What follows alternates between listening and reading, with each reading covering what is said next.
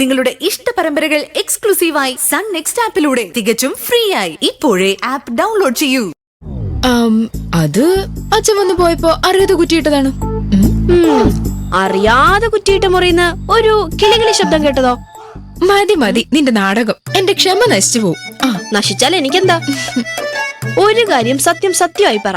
ഇപ്പൊ ചേട്ടൻ ഇങ്ങോട്ട് വിളിച്ചോ അതോ ചേച്ചി അങ്ങോട്ട് വിളിച്ചോ? റൊമാൻസ് അങ്ങ് പടർന്ന് കേറല്ലേ ചേച്ചി? പോടിയോടുന്നു. കൊള്ളാം.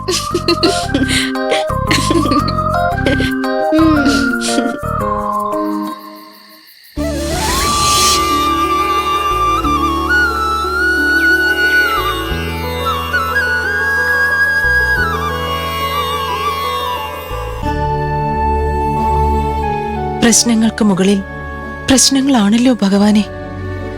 ചുറ്റും എതിരാളികളാണല്ലോ.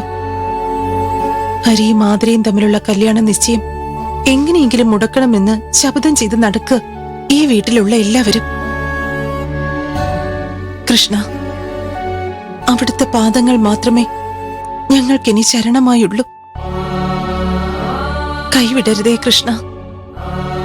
എന്റെ ചേച്ചിയുടെ മകന്റെ കല്യാണ നിശ്ചയം നന്നായി നടക്കാൻ വേണ്ടി ദയവായി അനുഗ്രഹിക്കണേ. ഡാഡിയുടെ ഈ വിചിത്രമായ തിയറി കേട്ടിട്ട് എനിക്ക് അത്ഭുതമാണോ അതോ വിഭ്രമമാണോ ഉണ്ടാകുന്നതെന്ന് അറിയാൻ കഴിയുന്നില്ല.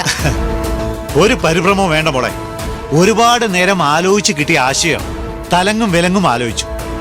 അങ്ങനത്തെ ആശയങ്ങൾ തെറ്റാറില്ലെന്ന് നിങ്ങൾക്ക് രണ്ടുപേർക്കും മുമ്പും അനുഭവം ഉണ്ടല്ലോ.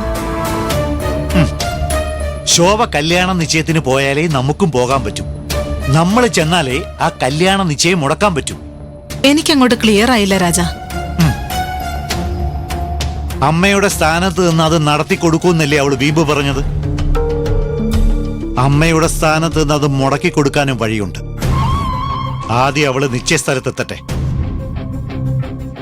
അവിടുന്ന് അങ്ങോട്ട് രാജപ്രതാപൻ കരിക്കൽ നീക്കി തുടങ്ങും.